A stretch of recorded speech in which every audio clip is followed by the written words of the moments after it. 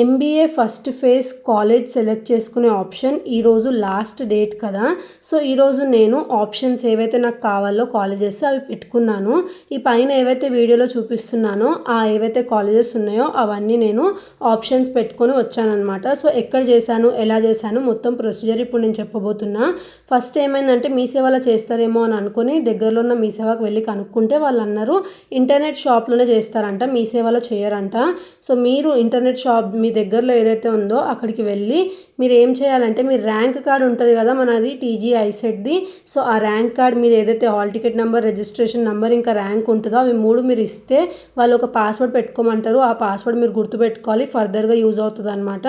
So ఇది మొత్తం అయ్యాక ఏమడుగుతారంటే లైక్ మీ ఏవైతే కాలేజెస్ మీరు కావాలనుకుంటున్నారు, జాయిన్ అవ్వాలనుకుంటున్నారో అవి సెలెక్ట్ చేసుకోమని చెప్తారు.